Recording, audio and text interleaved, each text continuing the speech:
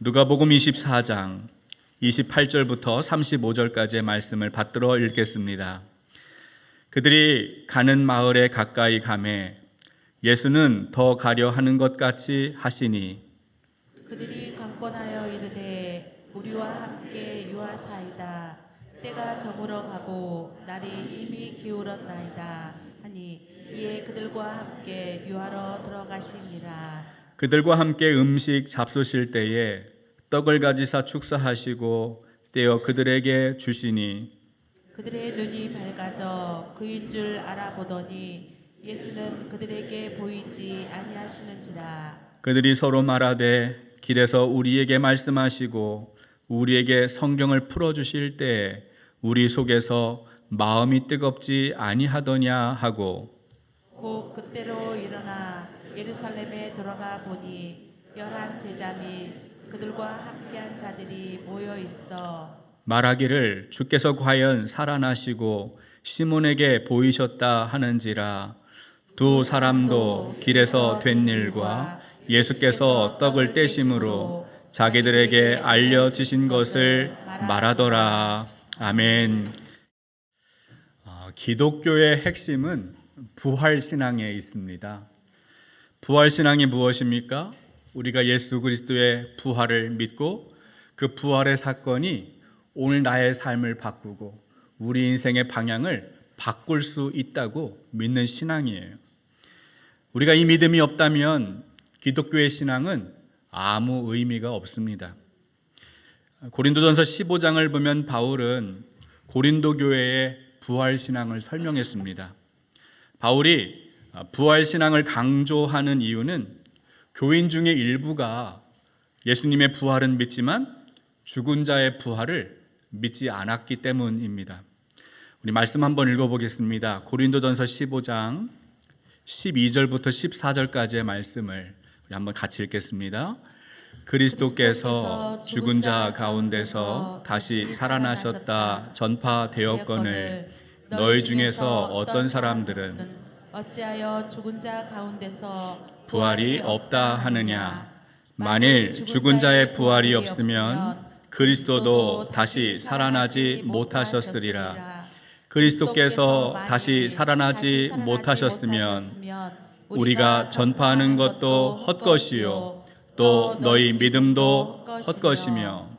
바울은 분명히 말합니다. 예수 그리스도의 부활을 믿고 죽은 자의 부활을 믿지 않는다면 우리의 신앙은 헛된 것이다.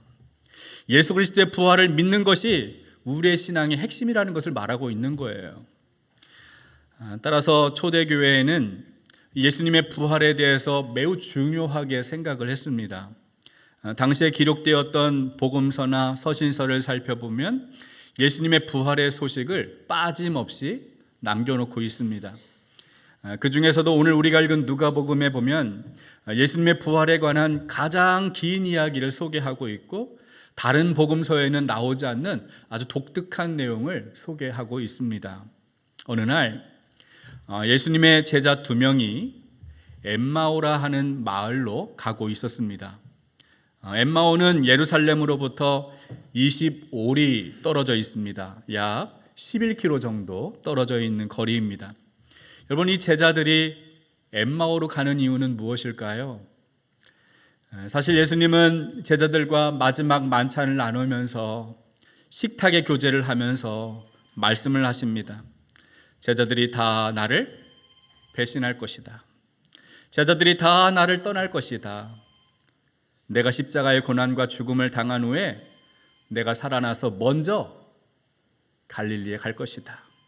예수님의 말씀입니다. 우리 마가복음 14장 28절 말씀 한번 같이 읽어보겠습니다. 28절 함께 읽습니다. 그러나 내가 살아난 후에 너희보다 먼저 갈릴리로 가리라. 여러분, 예수님이 십자가 고난을 당하시고 그 죽음으로 끝나지 않으시고 사실 다시 살아나십니다. 예수님이 다시 살아나시면 제자들과 만나기로 약속한 장소가 어디예요? 방금 읽었잖아요. 먼저 갈릴리로 가겠다. 갈릴리에서 예수님 기다리신다는 말씀이잖아요. 그러면 제자들이 예수님의 부활을 믿는다면, 예수님이 다시 살아나실 것을 믿었다면 그들이 어디로 가야 합니까? 갈릴리로 가야죠. 그런데 오늘 본문에 나오는 이 두 제자는 지금 어디로 가고 있었습니까? 엠마오로 가고 있는 거예요. 여러분, 갈릴리와 엠마오는 전혀 다른 방향에 있어요. 제가 지도를 한 장 준비해 왔는데요. 이 지도를 한번 보십시오. 엠마오는 예루살렘 근처 약 11km 떨어져 있는 작은 마을이라고 말씀드렸습니다. 빨간색 부분으로 표시되어 있어요. 이스라엘 남쪽에 있습니다. 예루살렘에서 엠마오를 가려면 서쪽으로 가야겠죠. 반면에 갈릴리는 어디에 있습니까? 예루살렘으로부터 100km 떨어져 있습니다. 이스라엘 북쪽에 있어요. 두 사람이 처음부터 엠마오로 갔다는 것은 갈릴리로 갈 생각이 없었다는 것을 말해주고 있습니다. 여러분, 그렇다면 이 두 제자는 왜 갈릴리가 아니라 엠마오로 갔을까요? 그들은 예수님이 십자가 고난을 받고 죽임을 당한 후에 크게 실망을 했을 것입니다. 그리고 낙심하여 자기 고향으로 돌아가고 있었겠죠. 아니면 예수님의 부활의 소식을 들었지만 그것을 믿지 않았다라고 생각할 수 있어요. 오늘 본문에 보면 이 두 사람은 예수님의 십자가 사건에 대해서 아주 자세하게 알고 있었습니다. 그들은 또한 예수님의 부활의 소식도 분명히 듣고 있었어요. 그들은 엠마오로 가는 길에 서로 대화를 하는데 예수님의 사건을 가지고 이야기를 하고 있었습니다. 그때 낯선 사람이 다가와서 무슨 이야기를 하느냐 물었을 때 예수님의 십자가의 사건과 부활의 소식을 그들이 들었다라는 이야기를 하고 있습니다. 누가복음 24장 19절부터 23절까지의 말씀을 한번 같이 보겠습니다. 함께 보시죠. 이르시되 무슨 일이냐 이르되 나사렛 예수의 일이니 그는 하나님과 모든 백성 앞에서 말과 일에 능하신 선지자이거늘 대제사장들과 관리들이 사형 판결에 넘겨주어 십자가에 못 박았느니라. 우리는 이 사람이 이스라엘을 속량할 자라고 바랐노라. 이뿐 아니라 이 일이 일어난 지가 사흘째요. 또한 우리 중에 어떤 여자들이 우리로 놀라게 하였으니 이는 그들이 새벽에 무덤에 갔다가 그의 시체는 보지 못하고 와서 그가 살아나셨다 하는 천사들의 나타남을 보았다 함이라. 여러분, 이 두 사람은 예수님이 왜 십자가에 달리셨는가, 누가 그렇게 못 박았는가 아주 소상하게 알고 있습니다. 그리고 예수님이 십자가에 달려 죽으시고 장사된 지 사흘 만에 그분이 다시 살아나셨다라는 소식을 어떤 여자들의 목격을 통하여, 그들의 증언을 통하여 들었습니다. 그런데도 그들은 부활하신 예수님을 만나기 위하여 갈릴리로 가는 것이 아니라 엠마오로 가고 있었어요. 우리가 신앙생활을 하다 보면 엠마오를 향하여 가는 이 두 제자와 같은 사람들을 주변에서 만날 수 있습니다. 예전에 열심히 신앙생활하고 청년 시절 열정적으로 예수님을 따랐던 신실한 사람이었습니다. 예수님 위해 목숨도 바치겠다고 말했던 베드로처럼 그런 신앙의 고백도 해보았습니다. 기도를 뜨겁게 했고 찬송도 열정적으로 했고 눈물 콧물 쏟으면서 그렇게 주님 앞에 신앙생활했던 적이 있었어요. 그런데 지금은 구원의 감격과 기쁨은 사라지고 아무 감동 없이 무덤덤하게 그냥 교회만 왔다 갔다 하는 사람이 되었습니다. 머리에는 기독교의 지식과 정보가 넘쳐납니다. 성경의 이야기도 많이 알아요. 많이 들어봤습니다. 교회가 이렇다 저렇다 시시콜콜 문제를 잘 알고 있고 목회자의 비리를 날카롭게 비판하기도 합니다. 그러나 정작 자기의 삶은 하나도 바뀌지 않아요. 하나님 말씀을 거울로 삼아서 자기 자신을 비추고 돌아보고 회개해야 하는데, 그래서 그렇게 예수 그리스도의 장성한 분량에 이르도록 성장해야 하는데 그렇게 하지 못합니다. 신앙의 성장이 멈춘 것이죠. 신앙의 연수는 길지만, 교회는 오래 다녔지만 영적인 성장은 메마르고 고갈된 상태에 이르렀습니다. 심지어는 신앙이 깊은 회의와 의심에 빠져서 교회를 등지고 멀리 떠나는 사람들도 있습니다. 어쩌면 이들이 낙심하여 엠마오로 가고 있는 그 두 제자의 모습은 아닌가요? 입술로는 하나님을 많이 아는 것처럼 떠들지만 신앙은 차갑게 식어 있고, 교회에 대한 지식이나 정보는 많지만, 성경에 대한 정보는 많지만 정작 부활하신 예수님을 믿지 못하고 더디 믿는 이유가 무엇이겠습니까? 그 이유는 영혼의 눈이 가리어져 있기 때문입니다. 오늘 누가복음 24장 15절 16절 말씀 한번 같이 읽겠습니다. 15절 16절 함께 읽겠습니다. 그들이 서로 이야기하며 문의할 때 예수께서 가까이 이르러 그들과 동행하시나 그들의 눈이 가리어져서 그인 줄 알아보지 못하거늘. 여러분, 이 두 사람이 서로 대화하는데 부활의 주님이 다가오셨습니다. 그들과 함께 길을 걷습니다. 동행하십니다. 그들이 무슨 말을 하느냐 물으시고 함께 대화합니다. 이 두 사람은 자신이 보았고 들었고 경험했던 이야기들을 소상하게 설명하고 있습니다. 그러나 정작 자신과 함께 걷고 있는 이 낯선 분이 부활의 주님이다라는 사실은 모르고 있어요. 성경은 그들이 예수님과 동행하고 예수님과 대화하면서도 부활의 주님을 알아보지 못한 이유가 그들의 눈이 가리어져 있기 때문이다라고 말씀합니다. 때로는 우리가 예수님을 믿고 신앙생활을 할 때 우리의 눈이 가리어질 때가 있습니다. 육신의 정욕, 안목의 정욕, 이생의 자랑에 눈이 가려져서 십자가 고난의 길은 외면하고 부활의 주님은 바라보지 못할 때가 있어요. 영원한 소망을 주시는 주님을 의지한다고 말은 하는데 현실 앞에 서면 두려워하고 낙심하고 절망할 때도 있습니다. 인생의 실패를 두려워하고 남들이 세상에서 성공하는 것, 번영하는 것 볼 때마다 부러워할 때가 얼마나 많았습니까? 그런데도 참 다행스럽고 감사한 것은 실망하고 낙심해서 엠마오로 내려가는 그 두 제자를 주님이 그냥 내버려 두지 않으시고 찾아오셨다는 사실입니다. 그 부활의 주님은 오늘 우리에게도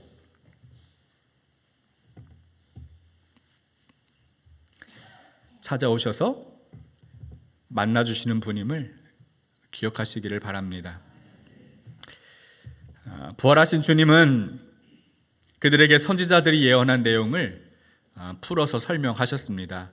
우리 누가복음 24장 25절부터 27절까지의 말씀을 우리 함께 읽어보겠습니다. 함께 보시죠.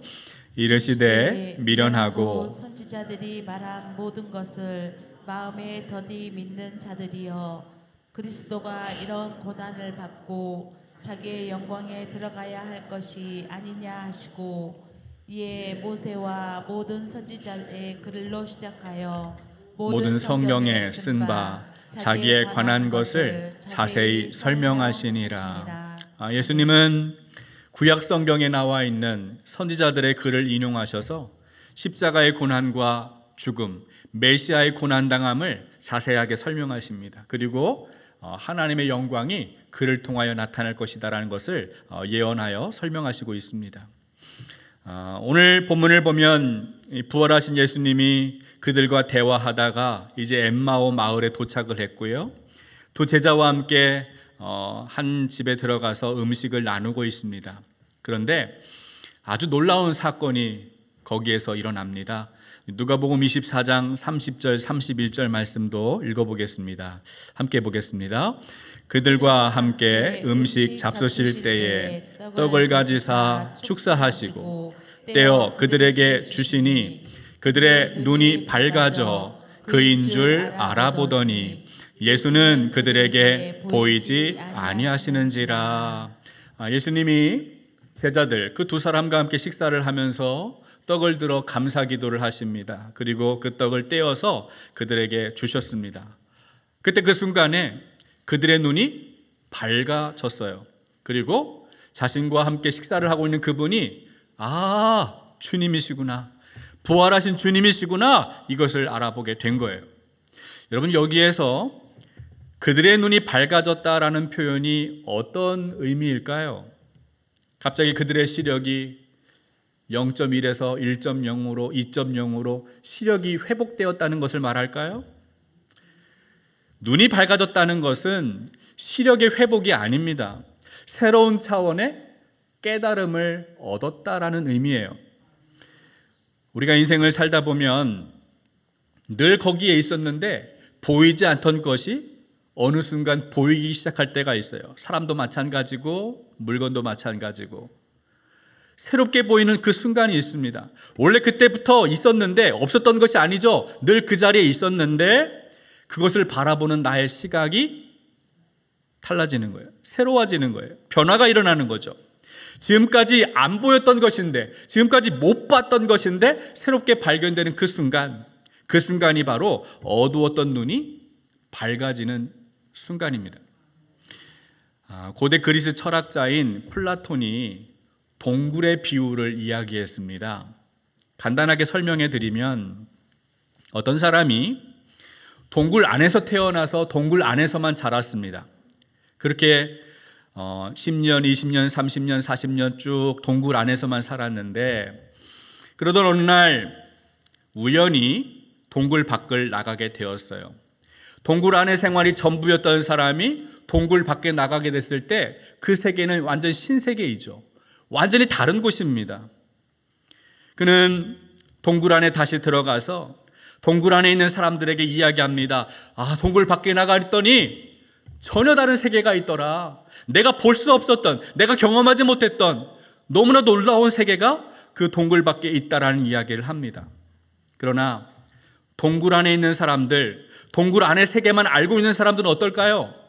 그 사람의 말을 믿지 않는 거예요. 들어주지 않는 거예요. 동굴 안이 전부라고 생각하는 거죠. 동굴 밖의 세상은 없다라고 부정하는 것입니다. 받아들이지 않아요. 동굴 안의 세상만 고집하며 살아갑니다. 동굴 밖의 세상에는 관심이 없어요. 동굴 안이 전부로 착각하고 있습니다. 플라톤은 인간의 인지 능력과 진리 탐구를 설명하기 위해서 이 동굴의 비유를 사용했습니다. 그런데 이것은 우리의 신앙에도 그대로 적용할 수 있습니다. 오늘 본문에서 예수님과 함께 식사하던 두 사람의 눈이 밝아졌다는 말은 그들이 동굴 밖을 바라보기 시작했다라는 뜻이기도 해요. 부활의 주님과 그들은 동행하였습니다. 함께 걸었어요. 주님과 대화했습니다. 주님과 식사했습니다. 그러나 그들은 눈이 가리워져서 부활의 주님을 볼 수 없었어요. 그들은 동굴 안의 세계만 살고 있었던 것이죠. 동굴 안만 생각하고 있습니다. 그러다가 그들의 눈이 밝아졌고 부활의 주님을 알아보기 시작합니다. 동굴 안만 있는 것이 아니라 동굴 밖의 세상도 있구나, 이것을 그들이 눈뜨게 된 것입니다. 어두웠던 눈이 밝아지는 순간 부활의 주님이 보이기 시작했던 것입니다. 한민복이라는 시인이 있습니다. 이 시인이 쓴 시가 있는데 사과를 먹으며 라는 시가 있습니다. 잠시 이 시를 소개해드리고 싶습니다. 사과를 먹는다. 사과나무의 일부를 먹는다. 사과꽃에 눈부시던 햇살을 먹는다. 사과를 더 푸르게 하던 장막비를 먹는다. 사과를 흔들던 소슬바람을 먹는다. 사과나무를 감싸던 눈송이를 먹는다. 사과 위를 지나던 벌레의 기억을 먹는다. 사과나무에서 울던 새소리를 먹는다. 사과나무 잎새를 먹는다. 사과를 가꾼 사람의 땀방울을 먹는다. 사과를 연구한 식물학자의 지식을 먹는다. 사과나무 집딸이 바라보았던 하늘을 먹는다. 사과에 수액을 공급하던 사과나무의 가지를 먹는다. 사과나무의 세월, 사과나무의 나이테를 먹는다. 사과를 지탱해온 사과나무의 뿌리를 먹는다. 사과의 씨앗을 먹는다. 사과나무의 자양분 흙을 먹는다. 사과나무의 흙을 붙잡고 있는 지구의 중력을 먹는다. 사과나무가 존재할 수 있게 한 우주를 먹는다. 여러분, 이 시를 들으면서 어떤 생각이 들으세요? 뭐 이런 시가 다 있나? 뭐 이렇게 생각하실 수도 있겠죠. 여기서 시인은 이 사과 하나를 먹으면서 단지 사과만 먹는 것이 아니에요. 사과의 씨앗을 심고 그 씨앗이 자라서 열매를 맺는 그 모든 과정 안에 담겨져 있는 모든 것을 생각하면서 사과 하나를 먹고 있는 거죠.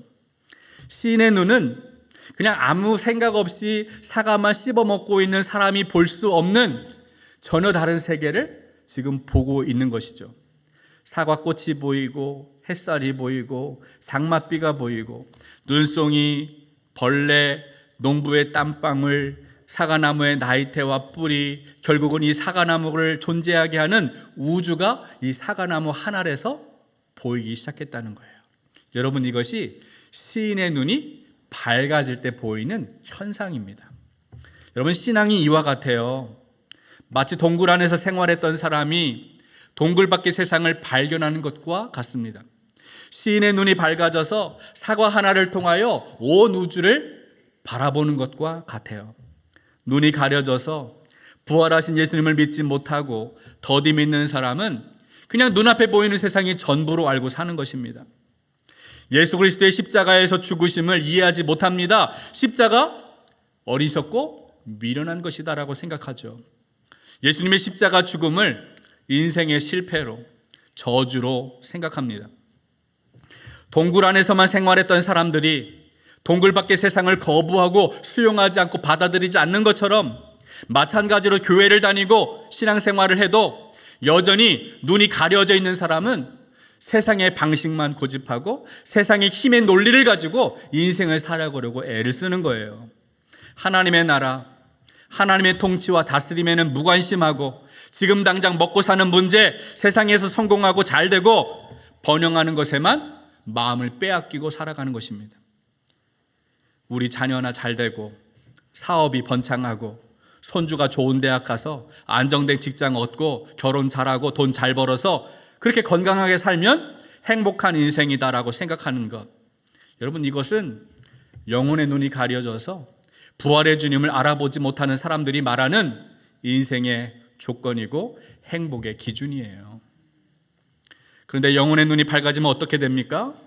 지금까지 볼 수 없었던 것을 새롭게 보기 시작하는 것이죠. 동굴 밖의 세상을 향하여 나의 눈을, 나의 시선을 돌리기 시작하는 것입니다. 시인의 눈이 열리는 것처럼 사과 한 알이 담고 있는 우주를 바라보기 시작하는 거예요. 예수 그리스도의 십자가의 고난과 죽음을 이해하게 되는 것이죠. 예수님을 믿고 따르는 제자가 된다는 것이 무엇인가? 나의 십자가를 지고 나 자신을 부정하며 사는 것임을 깨닫게 되는 겁니다. 세상의 논리에 맞서서 다른 사람 짓밟고 더 높이 올라가도록 부추기는 상향지향적 삶에서 더 낮은 곳으로, 더 천한 곳으로 위대한 하강을 시도하는 것, 그것이 예수님 믿고 따라가는 십자가 길이라는 것을 발견하게 되는 것입니다. 눈에 보이는 화려하고 웅장한 현실이나 인생에서 자랑하는 것이 풀의 꽃과 같이 시들고 아침 안개와 같이 사라지는 일시적인 것에 불과한 것을 알고 오직 하나님의 말씀만이 영원하다는 진리를 깨닫는 것, 이것이 영혼의 눈이 열린 사람들의 모습이에요. 여러분, 이런 것이 눈에 보이기 시작하고 하나님의 세계가 깨달아지기 시작할 때, 그때 비로소 우리는 기독교 신앙에 눈을 뜨게 되는, 눈이 밝아지는 그런 역사를 경험하는 것입니다. 어두웠던 나의 눈이 밝아지고 내 눈을 가리었던 비늘이 벗겨져서 세상에서 말하는 행복의 조건이나 자격이나 기준이 아니라 하나님이 다스리는 통치가 보이기 시작할 때, 하나님 나라가 가까이 왔으니 회개하고 복음을 믿으라 말씀하신 예수님의 음성이 들려오기 시작하고 나의 삶의 방향을, 나의 삶의 목적을 수정하기 시작하는 거예요. 여러분, 그것이 회개입니다. 이 땅에 속한 썩고 사라지는 일시적인 것만을 따라 살다가 그냥 그렇게 끝나버리는 불쌍한 인생이 아니라 하늘에 속한 영원한 것을 바라보는 산송을 품는 것, 영혼의 눈이 열릴 때 그것이 가능하죠. 여러분, 어떻게 해야 우리의 영혼의 눈은 열려질까요? 어떻게 우리의 눈이 밝아질 수 있습니까? 오늘 본문에 보면 이 두 사람의 눈이 밝아져서 부활의 주님을 알아보게 되었을 때 그들이 이런 이야기를 함께 나눕니다. 우리 누가복음 24장 32절 말씀 함께 읽어보겠습니다. 32절 함께 읽습니다. 그들이 서로 말하되 그래서 우리에게 말씀하시고 우리에게 성경을 풀어 주실 때 우리 속에서 마음이 뜨겁지 아니하더냐 하고. 사실 우리의 노력이나 열정으로 눈이 밝아지는 것은 아닙니다. 영혼의 눈이 활짝 열리려면 은혜가 필요해요. 하나님 은혜가 필요합니다. 하나님이 도와주시고 하나님이 가려진 것을 벗겨주셔서 눈을 밝혀주실 때, 그 은혜를 베풀어 주실 때 비로소 우리의 눈은 밝아질 수 있어요. 신학에서는 이렇게 눈이 밝아지는 현상을 계시라고 설명합니다. 계시가 무엇입니까? 하나님이 하나님 스스로를 우리에게 알도록 하나님을 드러내 주시는 사건을 말해요. 계시에는 두 가지가 있습니다. 일반 계시와 특별 계시가 있는데, 일반 계시는 하나님이 창조한 이 만물, 우주 만물, 이 세상, 인간의 양심에 나타나는 하나님의 뜻을 발견하는 것을 일반 계시라고 말합니다. 그런데 특별 계시는 선지자들의 글, 구약 성경이죠. 예수 그리스도의 복음, 신약 성경입니다. 이 하나님의 말씀을 통하여 우리에게 하나님의 뜻을 알려주시는 것을 특별 계시라고 말합니다. 엠마오로 가던 그들이 부활하신 주님이 선지자들의 글을 인용하여서 성경을 자세하게 풀어주실 때 그들의 마음이 어떠했습니까? 뜨거워졌다라고 말씀합니다. 그들은 특별 계시를 통하여 눈이 밝아지고 참된 진리이신 부활의 주님을 알아보게 된 것입니다. 설교의 결론입니다. 눈이 밝아져서 부활의 주님을 알아보게 되었고 하나님 말씀을 들을 때 그들의 마음은 뜨거워졌어요. 눈이 밝아지고 마음이 뜨거워진 그들이 이제 발걸음을 어디로 옮기는지 주목해 보십시오. 우리 누가복음 24장 33절 말씀을 함께 읽겠습니다. 33절 함께 읽겠습니다. 곧 그때로 일어나 예루살렘에 돌아가 보니 11 제자 및 그들과 함께한 자들이 모여 있어. 여러분, 이 두 사람이 처음에 예수님의 십자가 죽음에 대한 이야기를 보았고 듣고 실망해서 낙심하여 엠마오로 가고 있었습니다. 근데 그들이 거기에서 낯선 사람을 만났고 그 낯선 이가 부활의 주님인 것을 알게 되었습니다. 깨닫게 되었어요. 그들의 눈이 밝아졌습니다. 마음이 뜨거워졌어요. 그리고 이제 어떻게 했습니까? 다시 예루살렘으로 돌아갔다는 거예요. 오늘 우리가 읽은 성경에는 곧 그때로 일어나 이렇게 되어 있고, 새한글 성경을 찾아보면 바로 그 시간에 그들이 일어나 이제 예루살렘으로 가고 있다라고 설명합니다. 유진 피터슨 목사님이 쓴 메시지 성경을 보면 그들이 한시도 지체하지 않고 일어나서 곧장 예루살렘으로 돌아갔다라고 표현하고 있습니다. 여러분, 이 두 사람이 예수님이 십자가 죽음으로 끝나지 않으시고 다시 살아나셨다, 부활하셨다, 이 사실을 깨닫고 그냥 엠마오에 눌러 앉은 것이 아니라는 거죠. 그들이 깨닫자마자 어떻게 했어요? 한시도 지체하지 않고 시간을 낭비하지 않고 깨닫자마자 곧장 일어나서 예루살렘으로 되돌아갔다는 겁니다. 여러분, 예루살렘이 어떤 곳입니까? 자기 십자가를 지고 자기 부인하고 예수 그리스도의 복음을 목숨 걸고 전해야 하는 사명의 자리가 예루살렘에 있어요. 그들은 사명을 감당하기 위하여 예루살렘으로 되돌아간 것입니다. 사랑하는 여러분, 지금 여러분은 어디를 향하여 걷고 있습니까? 지금 여러분의 신앙은 어느 방향을 향하여 가고 있습니까? 혹시 실망과 회의, 낙심한 마음으로 엠마오를 향하여 가고 있지는 않습니까? 아니면 부활하신 예수님을 믿고 사명의 자리를 지키고 헌신하고 있습니까? 간절히 바라기는 여러분이 하나님의 말씀을 들을 때에 마음이 뜨거워지고 영혼의 눈이 밝아져서 부활의 주님을 확실히 믿게 되기를 바랍니다. 그리고 다시 사명의 자리를 기억하고 그 자리를 지키고 그 자리로 되돌아가는 여러분의 복된 삶이 되시기를 주님의 이름으로 축복합니다. 하나님 아버지, 우리의 죄를 대신하여 십자가 고난과 죽임을 당하셨지만 다시 살아나셔서 지금 우리와 여기 함께 하시는 부활의 주님을 찬송합니다. 실망과 절망에 빠져서 엠마오로 향하던 제자들을 그냥 내버려 두지 않으시고 생명의 말씀으로 그들의 마음을 뜨겁게 하시며 그들의 눈이 밝아지게 하셔서 부활의 주님을 알아보고 사명 감당하게 하신 것을 말씀을 통하여 보았습니다. 이 시간 엠마오 두 제자에게 일어났던 주님의 놀라운 역사가 오늘 우리에게도 임하는 은혜를 베풀어 주옵소서. 주님의 말씀 앞에서 우리의 마음이 다시 뜨거워지게 하여 주시고 우리 영혼의 눈이 밝아져서 주님 바라보게 하여 주옵소서. 십자가를 외면했던 우리의 발걸음이 다시 사명의 자리로 돌아갈 수 있도록 인도하여 주옵소서. 이제는 우리 주 예수 그리스도의 크신 은혜와 하나님의 놀라우신 사랑과 성령의 감화 감동 충만하신 역사가 영혼의 눈을 떠서 부활의 주님을 바라보며 다시 사명의 자리를 기억하고 돌아가기를 다짐하고 결단하는 우리 중앙선결교회 모든 가족 위에 지금부터 영원토록 함께하여 주시기를 간절히 축원하옵나이다. 아멘.